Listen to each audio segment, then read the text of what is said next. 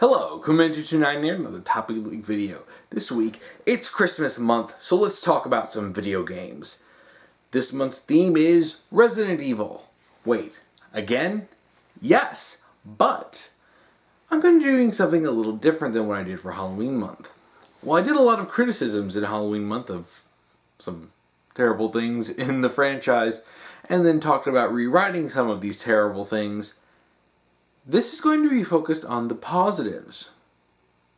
I want to talk about the good things, even in things that are bad. I'm going to demonstrate that with this topic, talking about a game that a lot of people in the fandom don't like because it's really bad. Resident Evil 6. This week's topic was submitted by Tumblr user Andrew89, and her topic is: we all know Resident Evil 6 sucks. But what about the game didn't suck, or at least was decent/good? A surprising amount, actually. You know, it's one of those things where you have some good ideas. You have some good concepts, good characters, even maybe a few good story ideas there. But they're just buried underneath all the crap, and even some of these good things can't shine because the context around them is crap. The writing is crap. So unfortunately, a lot of these things, even the best parts of this game, just get suffocated. But I want to shine a light on some of the stuff that I liked in Resident Evil 6. First off, I want to talk about the characters. I've mentioned this before, but I actually like a lot of the new cast of Resident Evil 6. I mean, especially the partner characters. Helena, Jake, and Piers. They're actually pretty solid. I mean, Jake's backstory of being Wesker's son is a little weird because it doesn't really make sense that Wesker would be doing that. But I like his character, and I like the arc that they were going for. I can tell what they were going for, and I can tell what they intended. The problem is that you have some contrived drama coming up, and it sort of messes with the good things. But if you take his character, a gruff, I don't care mercenary, who, because of the influence of someone else and, you know, fighting alongside good people against a big threat, he starts to realize, you know, maybe he's wrong. And you know what? He actually starts acting nicer. It's a solid concept to start with, and, you know, had the game been made better, I think Jake really would have shown. I like his character, and I honestly like the fact that he's enhanced, and I like the fact that you have a character who is, you know, a playable main character who can literally just punch zombies. Unfortunately, you can just basically do it with everyone, but I like the way that I like that. I thought that was good. Helena is also a pretty decent character too, and I like her. I like the fact that she is a good guy, but she was forced into cooperating with the bad guys because her sister was, you know, kidnapped, and they threatened to, you know, kill her if she didn't do what Simmons told her to. Oh wow. So she ends up causing the death of the president and tens of thousands of people, at least. I don't remember the exact number. I think it was 70,000. I was just looking over this footage back in October, but regardless, it's a lot of people dead because of things that she helped contribute. So you have that, you know, all that horrible stuff she did for her sister, and even if you find out and you look into the backstory, there's, you know, some rocky stuff going on with her, you know, her sister. So, you know, she doesn't care about her sister, but there's this backstory. It's like, oh my gosh, I actually like this. When I read about this, I feel engaged with her character. And it's something that didn't quite come out in the game. I mean, it's there, but with the way the story was written, it didn't handle it well enough. And unfortunately, this is one of those things where the bad writing really tears down a good idea. And I mean, shoot, even you find out that regardless of what she'd been doing, they experimented on her sister anyway and caused her death. Turned her into a monster. I mean, and I actually really do feel for Helena when she sees her sister, start bursting into flames and then turn into a monster. I mean, credit can be given to Laura Bailey's voice acting. But I could feel that. And when she had to let her go and watch her fall to her death, it's like, there are shining moments in Resident Evil 6. They may not be shining super brightly, but they are there. And it's painful because you have these scenes and these moments that could show this could have been great had it been handled properly. I mean, I like Helena. I like her as an assisting character. I really think that, Claire should have been there. But that's not what this is talking about. And I already talked about that in my Resident Evil 6 rewrite video. Piers is hands down the best new character in the game. Like, hands down, that's not even up for debate. Everyone loves Piers. And with good reason. He's a solid character. Even though Chris's campaign really doesn't treat him all that nicely. God, did you have to do Chris dirty like that? Come on. But, I like his character. He's a good guy. He's a good soldier. But he's very, kind of uptight and little too by the books. I liked seeing that scene where he's about to get into a fight with Jake because Jake is provoking him by being a douche, and then Chris stops him and he's just like, no, chill, don't fall for this, chill out. You're a soldier. You're a member of the BSAA. we're not gonna do this, and And I like seeing bits like that, and it's one of those, some shining moments. But I love Piers, and even though the story involving the, Chris going AWOL and being an amnesiac that was not good. Piers being his, trying to help him out, is his commander, trying to bring him back and get him back in shape. I like that. Jill should have been there, as should Claire. But I like Piers.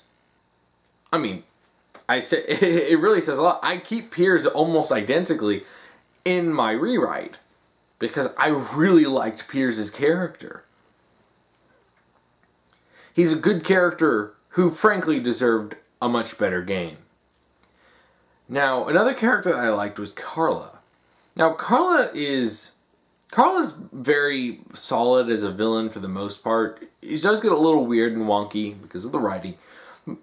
But I love the idea that this was a woman who was turned into an Ada clone, and she's just like, well, F my life now.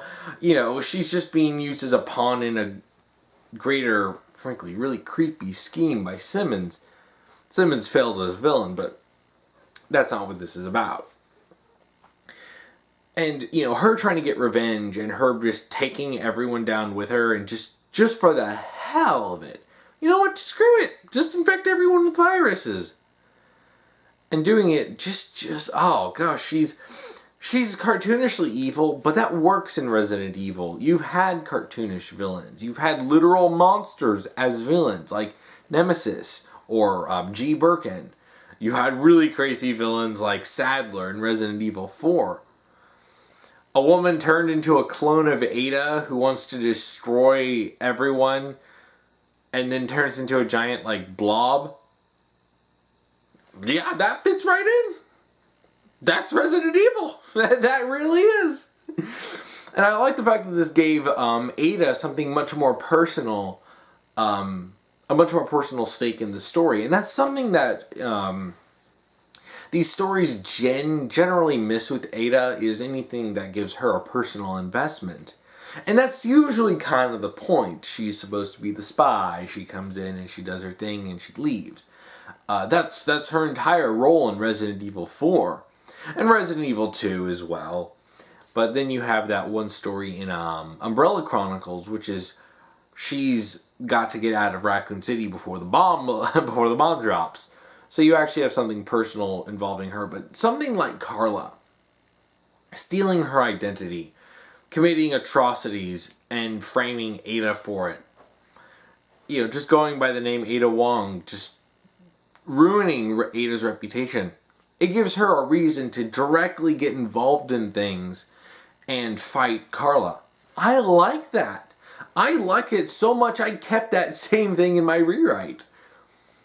This is so... it's... You get to see something that you don't really get to see with Ada. She's never usually, really personal with stuff. Usually she'll be, make her jokes and make her sly comments. When she fights Krauser in Resident Evil 4, she, makes the comments about, how she doesn't like it when men play rough. And it's like, oh yeah, she's just being Ada. It's not super personal for her, really. But in Resident Evil 6, it is personal. I like that. And I think Carla really functioned well as a villain.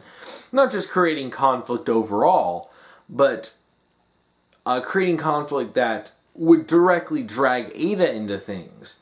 And I think that was a really solid way to integrate Ada more into the story, so she's not just kind of popping in like, hey guys, I'm Ada, bye, and kind of like what she did in Resident Evil 4.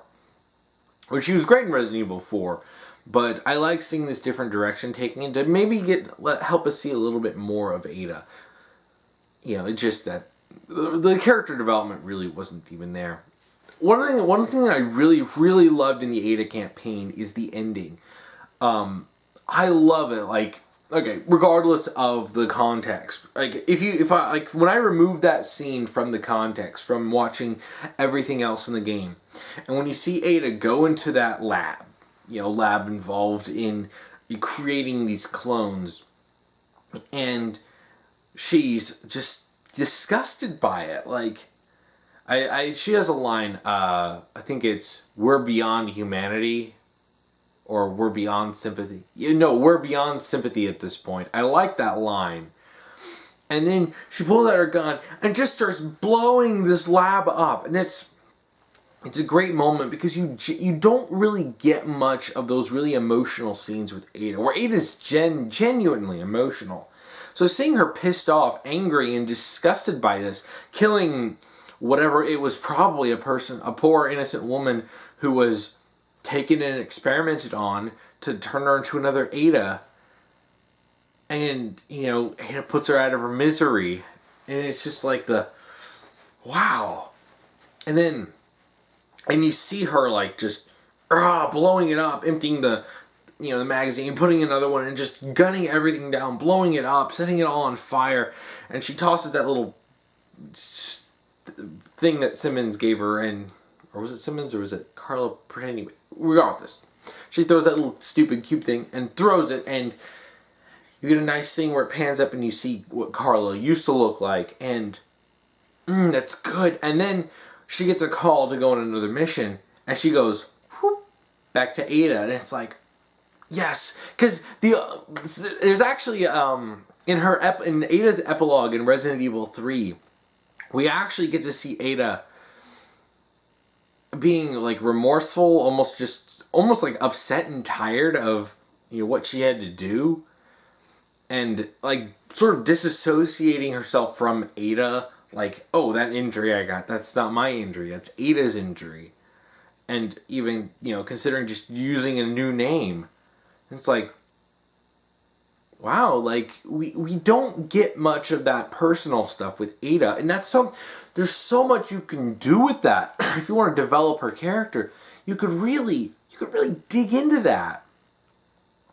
They didn't do it enough, but I like that we got a bit of that at the end, and I thought that was a nice scene. It's when I take that out and I look at it, there's only minor tweaks I would make to it if I was writing it. And I thought that was really good. Moving more towards the actual game aspect, I love the concept of the split campaigns that would cross over. I loved that setup. When they first announced that they were doing this with Resident Evil 6, I thought, way back then, as a young, wide-eyed idealist, that this is going to be an amazing thing. Because you talk about having, like say, Leon's be focused more on the classic Resident Evil, the scares, the down in the streets. They basically recreated Raccoon City. So I'm like, okay. And then you have Chris being part of a military organization with the BSAA. Better equipped, better, better guns, more ammunition, more support. It's more military, it's more action. And that really works. Okay, cool.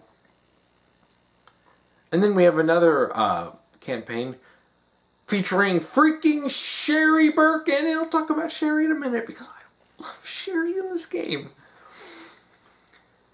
You can satisfy basically everyone. People who do like the more action-oriented focus that Resident Evil 5 was pushing. I mean, it really started in Code Veronica, got bigger in 4, but then kind of really started getting bigger in 5. So if you wanted something to be more classic era Resident Evil, Leon's campaign was going to be that. Chris is going to be the more modern, more, stuff more friendly to Call of Duty players. People who liked running and gunning more. Alright. And then you had Sherry's campaign being a bit of a catch-all for, different things.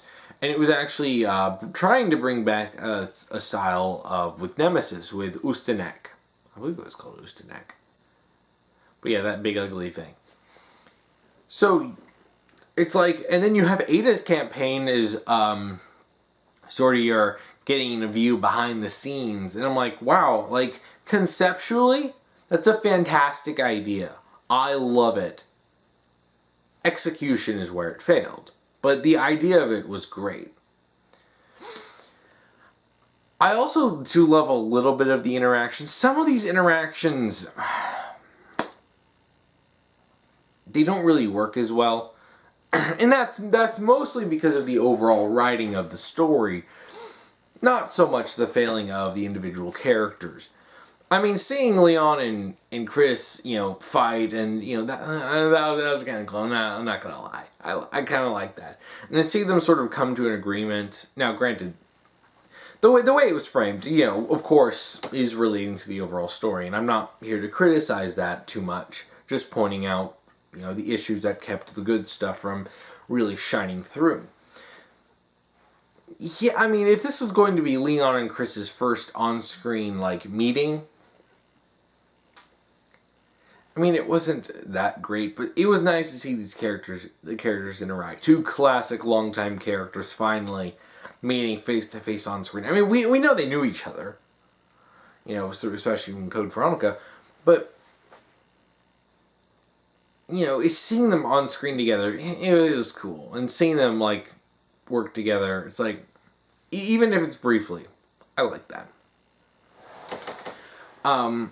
Another thing talking about the game is, for the most part, I do like a lot of the ideas they had in implementing the controls. I mean, being able to, move around more, being able to dive back and shoot from, on the ground, being able to do some melee stuff, because a lot of these people are trained in this, so why couldn't they do that? I think there's a lot of good ideas in there. Now, the stuff like the quick fire and being able to, freaking juggle zombies like it's Devil May Cry, you need to back away from that. And the fact that you can kill zombies by just punching them, unless you're Jake and you have an excuse for that, being, more powerful,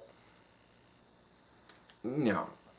I mean, what it really should have done is it really should have, melee should have been more of a crowd control, sort of a, you need something to quickly get some space between you and a zombie. It's not going to kill them, but you can, knock them back, and then you can maybe, get away and get some space.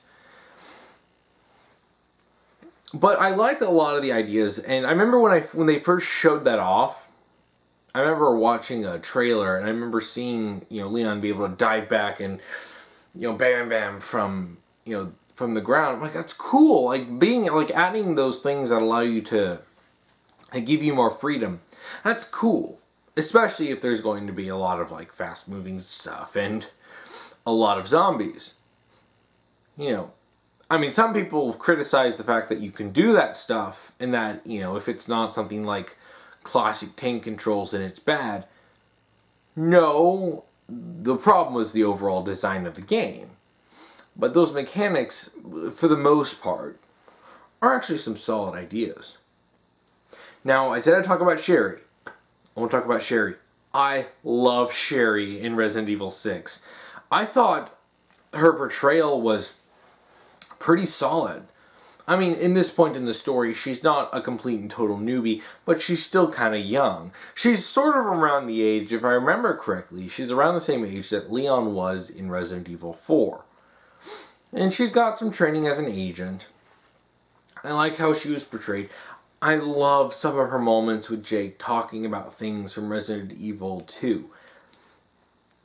Those are some of my favorite parts of the game. I love them, especially when it's a quiet moment. They calm down, and Sherry starts talking about herself. She starts talking about her family. She talks about Claire and Leon. Good. Then things start blowing up, and that's when we start having problems. But I liked having those. Those are so good.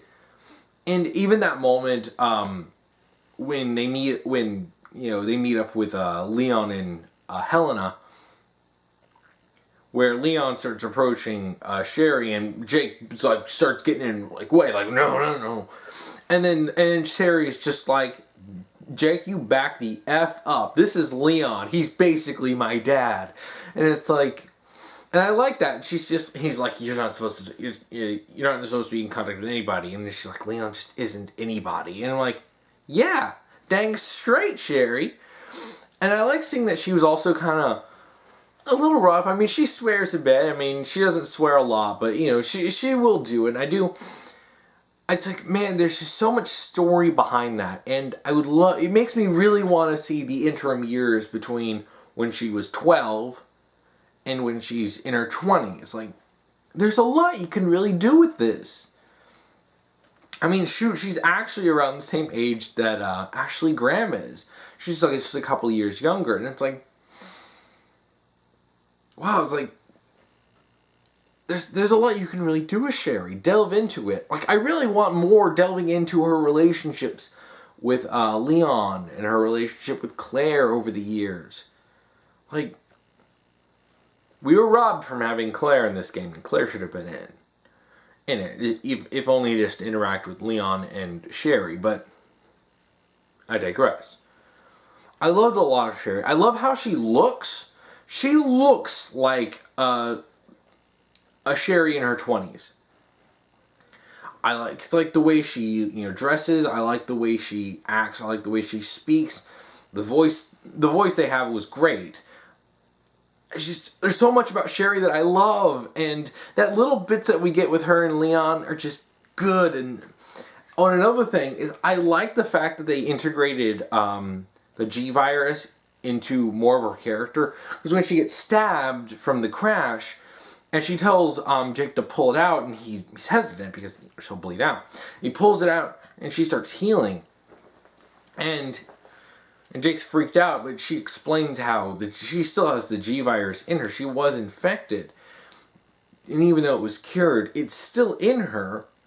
It just changed. It's not going to kill her. It's not going to turn her into a monster or anything. But it did give her some regenerative abilities. And I'm like, wow. Because I remember when I was first watching a playthrough of the game way back when it came out. Because I really wanted to see the game, but I didn't have anything to play it on at the time. And I was just like, wow, actually, that's a really neat idea. I don't think I would have come up with that. I mean, and I thought that's such a neat idea. They should have capitalized on it more. But that's a cool idea. And her talking, and when and especially that comment when Jake makes a comment like, maybe they should be experimenting on you, and then she's just like, they already did. And then Jake kind of backs off like, oh. oh, it's like, and I like how she does help Jake develop. I don't like the sort of romantic angle they give their relationship, but I like the ideas like this. I like how she calls Jake out when he's acting like super petty and douchey, and does help him develop. And I'm like, I like their friendship, and it really could have been really great in a better game. Now, overall in Resident Evil 6, I do have to obviously praise the presentation of the game. Even if there are things that are wonky, mostly like certain gameplay sections.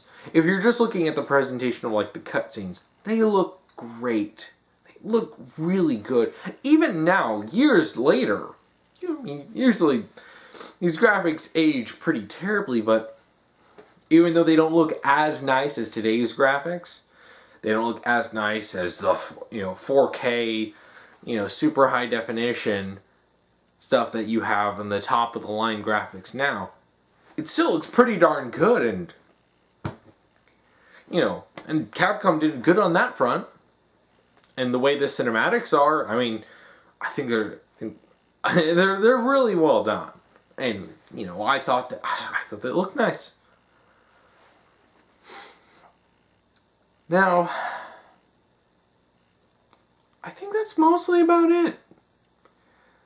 I mean, Resident Evil 6 is a game that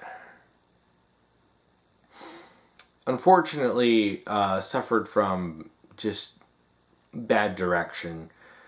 It had a lot of good ideas. And there's a reason why when I decided to rewrite it to keep a lot of these elements, because there are good things in Resident Evil 6. And I want to call that out because I feel like Capcom just sort of like went way too far in the wrong direction with Resident Evil 7. And it's like, no. There are things in Resident Evil 6 that are bad, but there are also things that were good. I liked having all these characters, return. It wasn't the true Raccoon City reunion that Ada proclaims it to be. But I did like seeing that. I did like seeing these different stories, interconnect. It didn't always make sense, but I liked seeing that.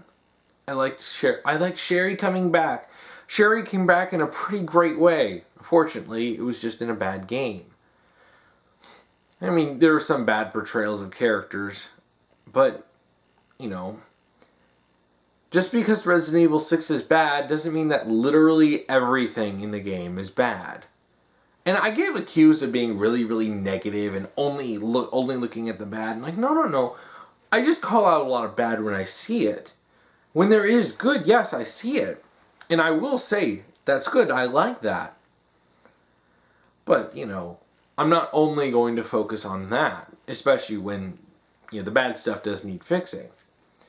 But I did really want to talk about this because I've mentioned some of the stuff before, especially when I was talking about Resident Evil 6, that I did like stuff in it. I like some of these characters. I like some of these mechanics. I like some of the structure of the story. It unfortunately just suffered from